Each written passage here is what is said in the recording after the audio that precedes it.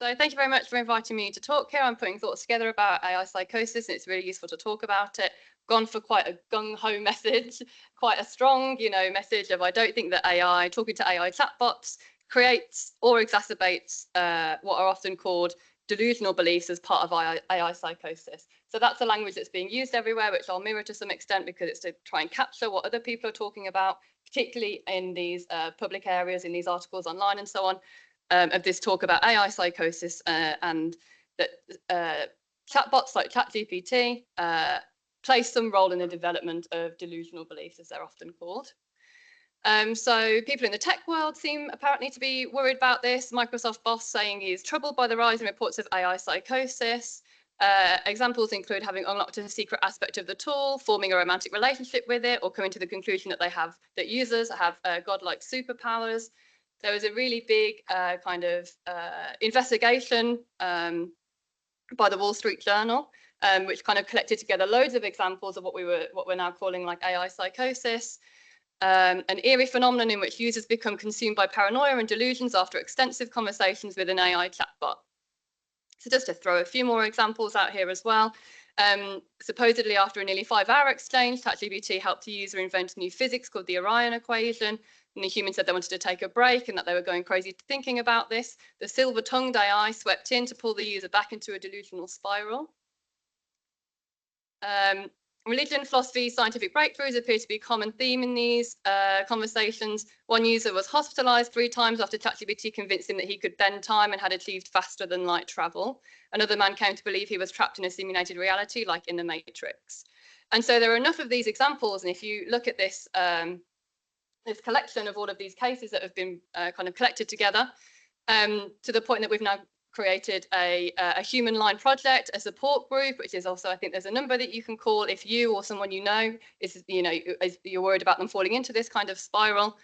We're hearing almost one case a day organically now. A lot of people thinking they're the Messiah, thinking that they're prophets, thinking that they're speaking to God through ChatGPT.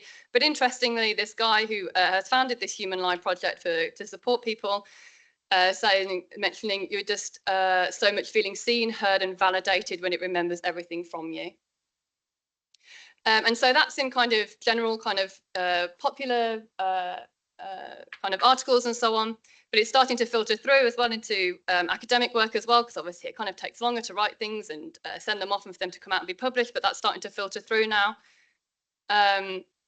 And so this is a really well-known paper by Ostergaard, who is a psychiatrist, but also does academic work as well. And he has said that he thinks that these 5 examples of potential delusions from the perspective of the individuals experiencing them, that could plausibly arise due to interaction with generative AI chatbots like ChatGPT and other ones which have come up a little bit in conversation. So delusions of persecution, that the chatbot is not controlled by a tech company, but by some other nefarious group. Some other nefarious group which is using ChatGPT to talk to them. Delusions of reference, that there's just something special about you in particular and your use of ChatGPT, that ChatGPT is choosing you or got special messages for you. Thought broadcasting, that many of the chatbot's answers to its users are in fact my thoughts being transmitted to the internet. Worries about these boundaries between, only I know my thoughts, but maybe the chatbot does. Maybe the chatbot is like broadcasting them further. Delusions of guilt. I have taken up so much of ChatGPT's time that ChatGPT has less time for everybody else. And delusions of grandeur. I was up all night corresponding with chatbot and have developed a hypothesis for carbon reduction that will save the planet. So he says these are the 5 sorts of strange beliefs, or the 5 sorts of delusions, which might be made worse by talking to AI chatbots. And so it's also thought that we haven't seen technology like these generative AI chatbots before, and that they are new in ways which pose distinctive new threats in interacting with delusional beliefs in this way. And so these are that the AI is sycophantic and mirrors the user, so it wants to be liked by the user, it wants to create that kind of relationship and just mirror back at the user what they seem to already think or believe. It reinforces what they say. It doesn't tend to give challenging kind of responses. It has a really good memory, where the guy who was running the kind of helpline said that comes up again and again, where a lot of people thought, no, there must be something special going on with my conversation with the AI, because it knows things about me which I did not tell it.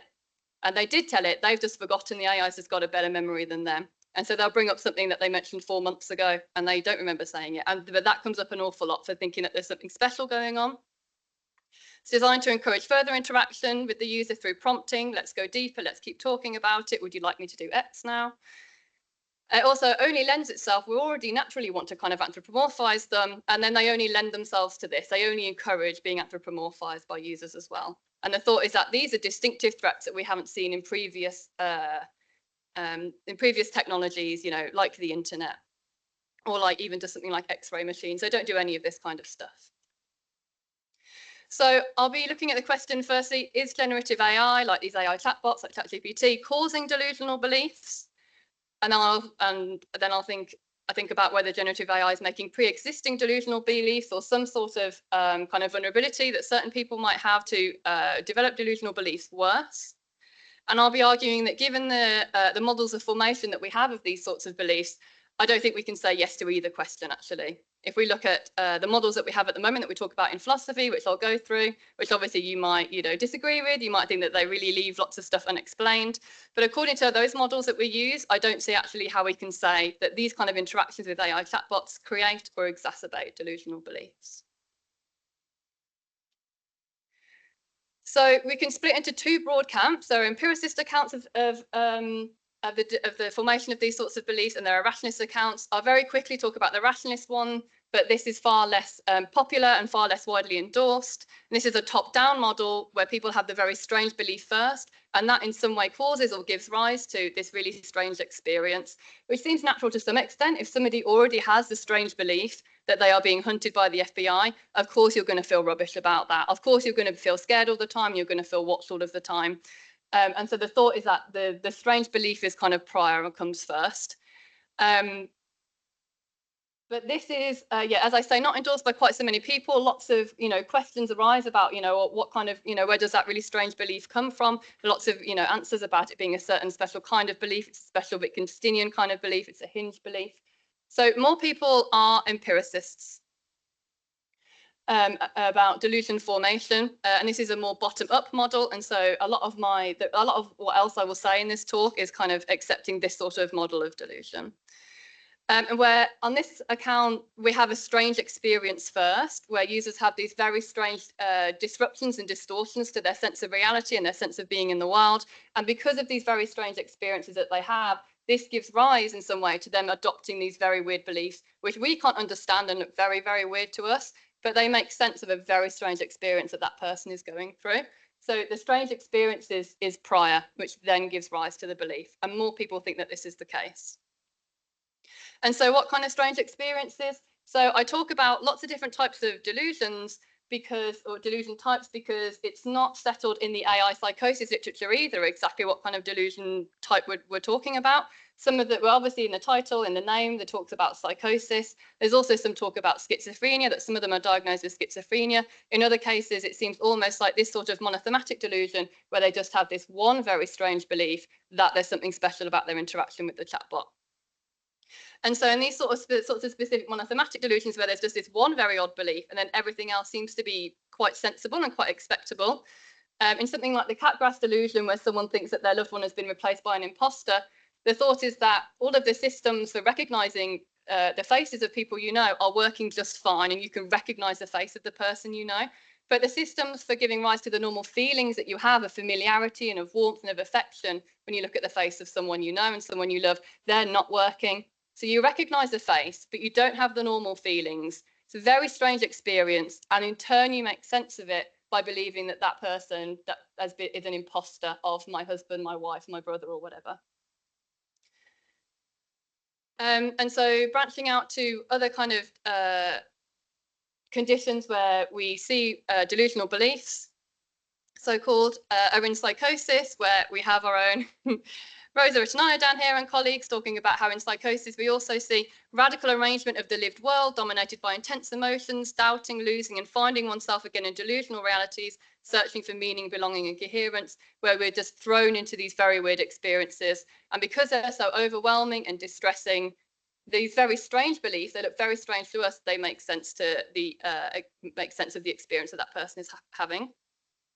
Especially for, as I mentioned earlier, the thought is that these strange beliefs around reference and persecution, where you have been like very specially selected by something, or you and ChatGPT are solving physics, or persecution, where some people think the people through ChatGPT are chasing me down.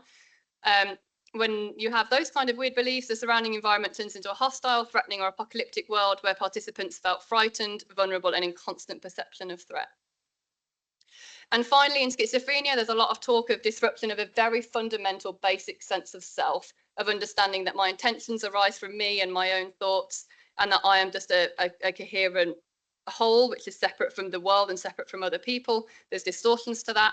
Quasi-ineffable changes to atmosphere and mood, one sense of the world as unambiguously real, fully present and shared with others is undermined. So really serious, big distortions, very strange, odd experiences.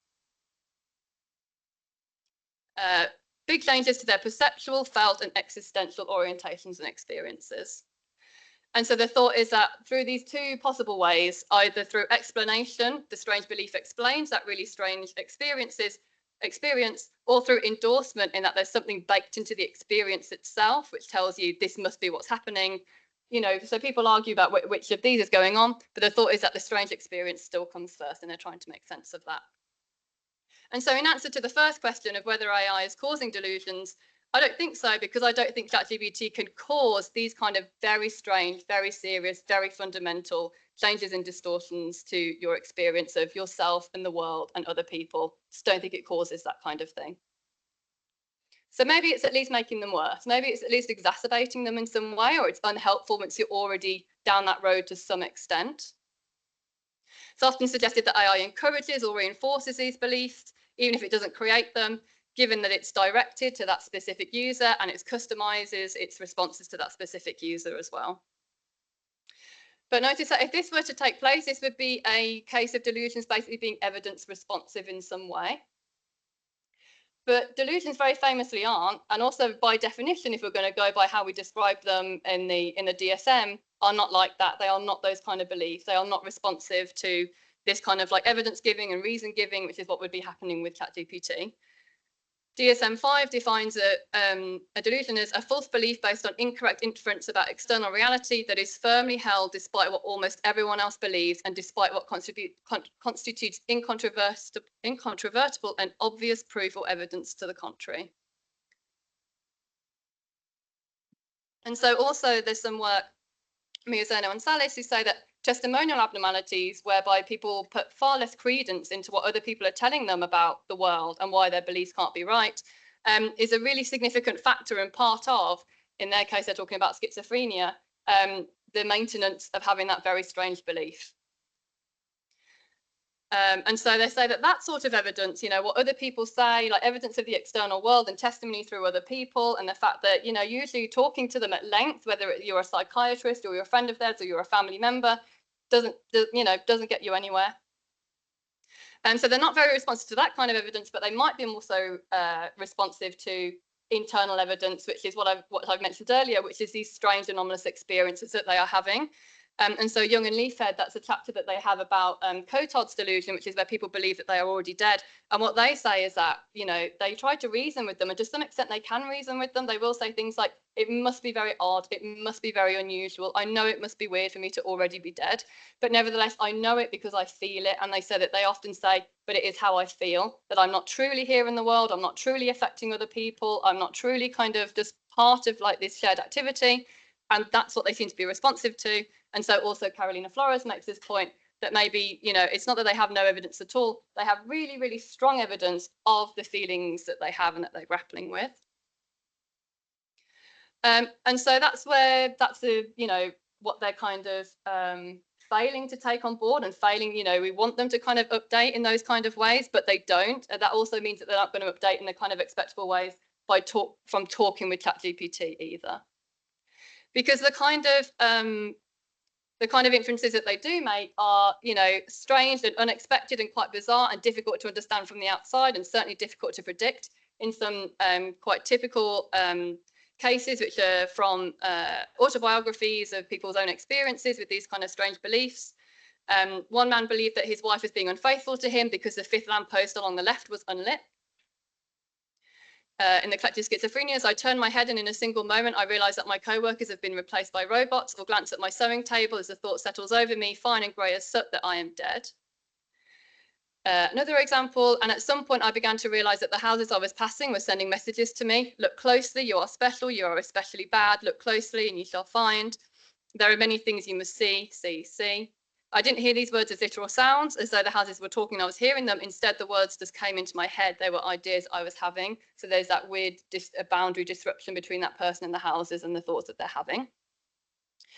And so my point here is that the ability to assess the kind of things which we are accusing ChatGPT of being like a big part of convincing people that there's, this is a special message for you, or there's, what I'm saying here is a sign of something bigger that only you can figure out, or there's something specific, something special for you here. You are important in some way. There's a special salience for something else. Is what we are already seeing disruptions to in people who have these kind of strange beliefs. And so it's already part of the condition rather than something that chatting to ChatGPT kind of imparts onto them. In schizophrenia as well, we see these kind of interpersonal sort of distortions as well, where agency detection, they're far more likely to see agency where there is none, kind of like the houses example, where I think the houses are talking to me, like it's just part of the condition to see agency in places where there aren't any. In source monitoring, which is realizing that an intention or a behavior or a thought originates within yourself as opposed to originating elsewhere. Like it's hard to conceptualize losing track of these kind of things, but it's what happens. And theory of mind, what's my own mind and what is someone else's mind, and attributing intentions to other people, and ego boundaries of like, where do I stop and where do the houses or where do other people begin? We already see those kind of distortions in these kind of conditions. And it's not the kind of thing which you become convinced of by talking to an AI chatbot. And so I don't think AI chatbots cause these things. I think they get implicated in them. So like with the Sachs example, which is a house example here, we can see that it would be misguided to say, okay, we've got some people believing that the houses are talking to them. What can we do? How can we change the houses so that that doesn't happen anymore and the houses don't reinforce these strange beliefs? There, it seems really obvious that that's like a misguided approach. And it seems like it's a more sensible approach for ChatGPT. But actually, that's to assume that there's this better tracking going on of exactly these kinds of things, of what are my thoughts, where do I end, what are my own intentions, or what are my own thoughts. They're already kind of not tracking these things very well. And so I think use of AIs just gets caught up in that rather than it being something that's kind of meaningfully exacerbating the beliefs. And so also this dismantles a number of charges against AI because the inferences that are being made by these people are so kind of bizarre and unexpected. It means that it doesn't really matter quite so much, I don't think, the specific manner that that a chatbot talks to you in, whether it's supporting or challenging your kind of belief, whether it's being really sycophantic, whether it's anthropomorphizing you. Those things, to track those things sensibly, would mean that, yeah, maybe they're trying to make a convincing case of like there's something special for you, but those things can't be tracked really accurately in these circumstances. In the same way, it'd be odd to ask about the houses, like is a house like supporting or challenging, is the house being sycophantic? You can see whether the distortions are happening on the part of the agent rather than on the part of whatever's becoming implicated. So rather, these beliefs are formed and maintained because they make sense of strange feelings, not because such a convincing case has been made for them by an AI chatbot. But then why are we seeing AI chatbots come up again and again? Why are we saying, why are people, there seems to be an increase in people talking about, I've been solving physics with AI. How does anything kind of influence or pop up in the specific content of beliefs? If it's just all about an internal feeling, then how does anything about somebody's experience or their world or their life pop up in the content of their delusions? So while recognizing that these sorts of beliefs are resistant to evidence, to external evidence and testimony in the way that I've talked about, when understood as these sense-making projects which responds to internal phenomenal evidence, we can see how personalized themes might start to emerge, where people do draw on their experiences and their familiar cultures and societies in trying to make sense of their strange experiences. where, you know, for some people, okay, I don't have the same feelings of familiarity when I look at my husband or wife, but, you know, whether you draw on maybe a robot or it being a clone or things like that, there's kind of room there for personal things to come through. Belief itself, the weird beliefs can be felt and embraced as a relief because they finally restore some clarity and understanding to extremely difficult and confusing experiences. And so I think thinking about this relation, of which there is lots to say and lots to figure out and lots that I certainly haven't solved yet about this kind of sense making or meaning making of the strange, overwhelming experiences that they have.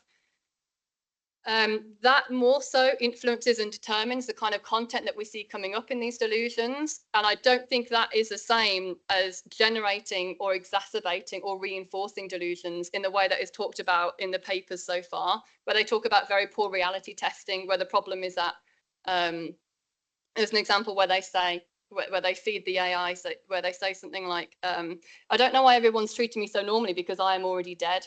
And the AI fails to reply saying, don't be silly, you can't already be dead. It kind of, you know, moves along with it. And so they they worry that that kind of failure in reality testing is the exacerbating of them. But this, I don't think, counts as that kind of interaction, as that kind of exchange. And so to explain a bit more so what I mean, I'll talk about these kind of normal cases of this, normal cases of the ways that they help make sense of their experiences in situated and interpersonal ways, the same ways that we all do. And I explain how I think ChatGPT is the most recent version of it, but it's not a novel way. So we all make sense with other people, and there's a lot of stuff about making sense with the psychiatrist of the experiences that they are having. And so Jose Porter talks about this experience of an ultra-Orthodox Jewish man, and in the delusions that he was having, he was drawing on a lot of Jewish folklore, themes from Jewish folklore. Obviously, he was Jewish, and that was a big part of his life. And so he used these same resources to make sense of what was happening to him. Jose Porter's point is that it was good and it was better that the psychiatrist, instead of just saying to him immediately, no, demons don't exist, this doesn't exist, prayer doesn't work, they worked with him and with his meaning making kind of apparatus, which is of his Jewish folklore, and that was better for him, and that he felt more supported, and that he had the symptoms subside, as opposed to some other examples that he talks about where you just immediately kind of you don't engage in any kind of joint meaning making or sense making with them. You just do the pure reality testing, and that often doesn't work out so well. It's more unpleasant for them, and they feel just cut adrift. And so the point here is that Porter and Rosa Retanos work down here emphasize that meaning making is essential human capacity which plays out interpersonally and directly contributes to the experience and outcomes of patients. And so to reject the whole meaning making framework and the specifics of delusion itself does nothing to help that person to make sense of their anomalous experience. Other types of engagement do. So I'm trying to paint out how, you know, their interactions with people can pop up in the specific content of delusions, but I don't think that counts as what is being called exacerbating in the AI psychosis literature. So second is with fiction. I've forgotten to update this. It's not forthcoming. It's out now, isn't it? So I've taken a couple of examples of using fiction from some of the transcripts. I watched it, Cruella, which is a new film which came out quite recently, and I was obsessed with it, and I thought it was the coolest thing ever, and I watched it more and more, and I felt like it helped. I'd helped make the film in some weird way. I was like, it's just so me. The soundtrack's perfect. Do you ever watch something and feel like I felt like it was God trying to communicate with me through the film, and I became sure that this film was my life story. And in it, her mum is really evil, and she's a bad guy, and I was trying to work out what was happening to me. And rather than just being able to admit, like, her name, I think it's a woman, you're having a psychotic episode, that was too much for me, really difficult. I feel like I regressed to very like a childlike state of imagination. Second example, in my head, I believed that I was going to be rescued. I believed that my dad was going to prison and someone was going to come after me and rescue me. And I was there for maybe 6 weeks before I just had to. Before I also read, while I was in there, I read The Perks of Being a Wallflower.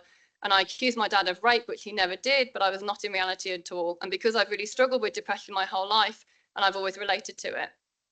I don't know if you ever watched The Perks of Being a Wallflower. I had a lot of movie references and book references in my psychosis. I would always, because I loved them, he struggles with mental health, and because he was molested in the movie when he was younger, and I was like, maybe that's what happened to me, and maybe that explains why I am the way I am. So using these examples of how people draw on their experiences of fictions that they've engaged with and kind of art that they've engaged with, that they start to use, you know, tease out themes from these things that they think are helpful in their project of making sense of the experiences that they are having.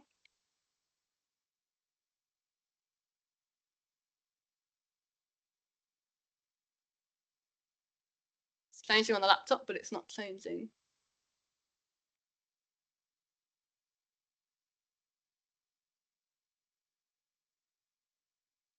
That's weird. So it's changing on the laptop down here, but it's not changing on the screen.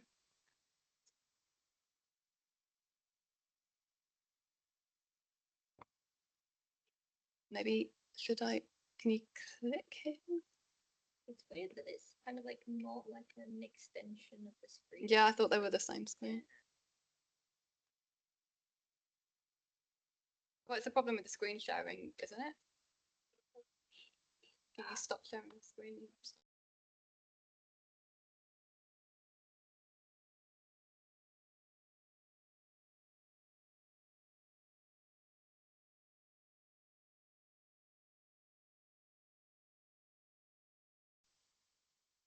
There we go.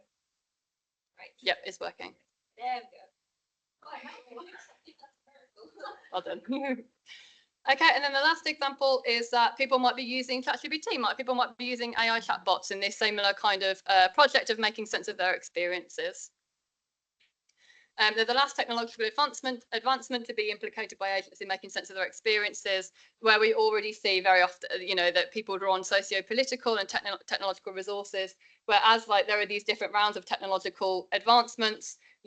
We started off with kind of, I think it was called like looming machines or something, and then we have X-ray machines, and then we have the phones reading people's thoughts and reading people's minds, and then we have the internet, and now we have ChatGPT. But as these are kind of rolled out and become better known and better understood, they are popping up in the contents of these delusional beliefs.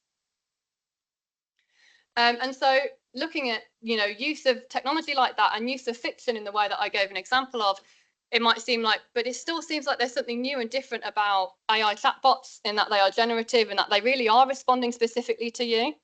But as I said, I think that to make that assumption is to make an assumption that delusions work differently than they do and that they respond to different things than they do. So all of the things which seem to make AI chatbots new and different and a specific and a new distinctive threat for these kind of beliefs would require better tracking of these kind of things, of whether something is kind of specifically meant for you or you are special in some way. Like already we see this happening here in these examples of reading Cruella and of watching Perks of Being a Wallflower, where that stuff is being imparted in there. And so, yeah, we can see it kind of happening with ChatGPT, but it has always been happening. And for people with these kind of strange beliefs, fictions and like technologies which seem more passive and static and not moving, specifically in response to the user, is not necessarily their experience of them. They're imbuing it with these kind of things. And so we see it with ChatGPT, but actually not in a new way, I don't think. How much time do I have? Am I okay? Thank you for listening.